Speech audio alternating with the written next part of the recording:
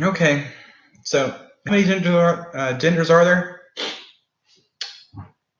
I'll give you a minute here.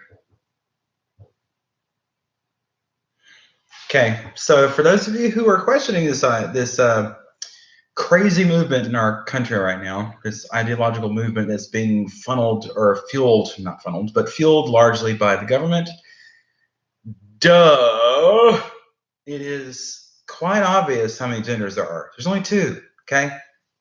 Man, woman. It's two genders. There's no more than that. It's an obvious answer. It's a very hard question for some people to answer, and I don't get why it's hard. There's two genders, okay? One, man. Two, female. It's just, two. That's it. Man and woman. Because the gender is based off the presentation of your born or biological genitalia presentation, okay? So if you're born a man, then technically you have male genitalia. If you are born a woman, then technically you have female genitalia. And there's nothing you can do about that biology because it is who you are. Now, maybe you can have sexual reassignment surgery to change that appearance, and it would be a facsimile of the organs or whatever. Yeah, it'll be a facsimile of the organs. It won't be the real thing, okay? Duh.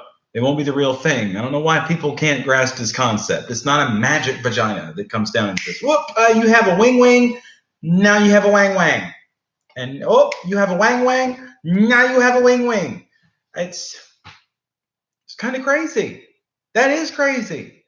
I'm, transgender also. So I do see that there is some insanity in part of what my group represents. Okay, there is some gender dysphoria going on, and a lot of that because it stems from the shame from being gay. That's what I'm assessing it is from a psychological standpoint. Not 100% from my side because I don't really care. I'm not really shameful of being gay.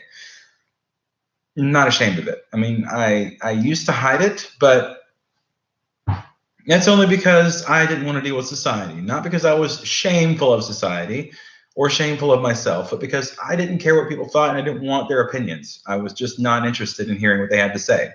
And for most of my life, adult life or whatever, when I was married, I'm still married technically, but I was married to my best friend, Crystal. We also had a bit of discussions about that throughout our relationship. And ultimately, that's why we parted ways, because I can't deny that side of myself anymore. So I just can't do it. I tried for a long time to be, normal like everybody else. That's just not me. I'm sorry to say that. I know that hurt a lot of my family, and I know that hurt a lot of my friends, maybe, but I'm sorry. I felt that lying to you was worse than doing this. So at least for me, it's honesty, and I've now got that off my chest, and now I can live my life happily, knowing that at least now I'm not lying to everyone in my family and lying to everyone that I know. Okay, so the reason that I was doing that was because it's easier to go with the flow than to make waves. In some cases, I was in denial of my own acceptance of that, but having come to terms with that, I understand that it was the wrong decision to make, and I should have done this a long time ago, and it would have saved a lot of people in my family and a lot of people that I know and care about deeply a lot of pain, because ripping the band-aid off faster doesn't always make it heal quickly, but it gets the pain over a lot quicker than just pulling it off real slowly, ripping on each hair on the way. So yeah, kind of open and shut there. But really, there are only two genders, people, male and female. That's it. Now, if you try to throw in that intersex thing, now you're just throwing in genetic anomaly. Okay, that is a weird thing that happens, but it is okay if it does occur. I'm not saying that people that have or present themselves as both male and female are having a genetic anomaly or birth defect, because it is a birth defect, that they're weird or strange, because they're not. It's a weird happening in our society that it does occur because it's not supposed to happen. You know what I'm saying? That's why they call it an anomaly, because it is not normal. Okay?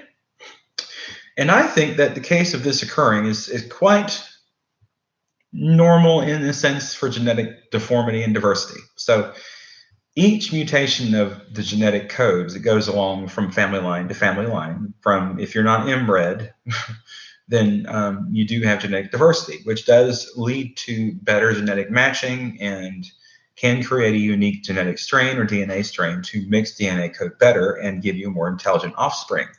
Because genetic diversity does create more intelligence. If you're inbred to the point where you match your cousin and you look just like your father or your mother, almost exactly like a clone, then that's too inbred, and chances are they're not going to be very smart, or they're going to be very malevolent and may even prevail a lot of disease in their family. So, learning from that, the biggest and best thing I can say about the gender issue is that, yes, okay, there are only two genders, man, woman. Now that we got that out of the way, there are many representations of gender expression. Now, that is the true word we can use here. The real phrase we can use here to match what's actually going on in our society. Many amorphous expressions of gender expression or gender presentation. So if you're an androgynous person like myself, you can gender bend and kind of look in either direction. You know what I'm saying? You can swim both sides of the river, at least in your appearance, but not your physicality, because that is something you cannot change. You can operate on yourself, or you can have an operation done to make it look like a female. Having things readjusted down there can make you look like a woman. That, is preferable for some folks, but I'm not going to push that on anybody. I don't think it's smart to do this to kids, okay? I don't think it's smart to leave this open for children to have this debate. Because one, they haven't experienced life nearly long enough to know what that really does to someone or what the impact of it really is. And I don't think that there's any sense in this becoming such a movement that we involve our kids in it, because they don't even know who the hell they are, okay, at that age. They don't know. And if you assume that they do and that your child is very vocal about that and is very intelligent, then you probably should give your child some space and not try to force an indoctrination down their throat. Just saying. Your kid should be allowed to freely think, not think freely on insanity or think freely on some insane ideas like gender dysphoria when it's not present. Because you may very well just have a gay kid. Okay, nothing wrong with that. And at the same time, you should let your kid figure that out, because it is their decision ultimately. It is their life, not yours, and it doesn't involve you any more than you are the parentage of that child. So, and if you're not careful, the state can take that child away from you for viewing you as a threat to the child's way of life or well-being. And their ultimate goal is to destroy the family system. They want to ruin the family. Okay, they want to destroy the parents by making them mostly single-parent homes, which they've achieved that goal. They also want to make the transgender agenda or the LGBTQ agenda their main political focus to try and control the population growth, both by limiting our exposure to breeding pairs and also by rendering your body useless by not being able to procreate anymore after, sexual reassignment surgery. So it's kind of Agenda 21, guys. Okay, it's now being presented as Agenda 2030. Agenda 2030. It's kind of looking like that's actually the case. So I don't think that there's anything wrong with any of this personally. That if you do this individual thing, like if you want to walk your own road, nothing wrong with that. Okay, just don't force the innocent kids into doing it, because hell, I am 36 years old and I just figured out what I want. So being a kid at probably 9 or 10, I'm sure they don't know what the heck they want, and there's nothing wrong with that. It's your job to help them figure it out, not force them down a path that's irreversible, or at least nearly impossible to back up. So with that being said, just try to be good parents to your kids, not forcing them into decisions and not forcing an adult or seemingly adult ideology onto them, because this is not exactly sane. Okay, this is really just bad, people. Just bad. And you talk about this being PC when all you're doing is pushing this on your kids. How is that PC? That doesn't make any sense. It's not even sane. Okay.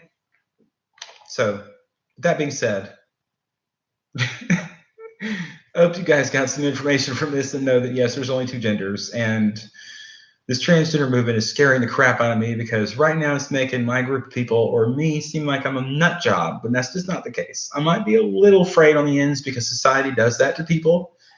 And that's why we have weed. Thank God for that. But truthfully, people, come on, leave your kids alone. Let them do their own thing. They got to grow up before they get to do that, okay? Come on. You should not be hearing about sex or how to have gay sex, okay? Not at all in sex ed. Come on. Learning where it goes is even questionable for someone that age. Just saying. That's just not right, people. Come on.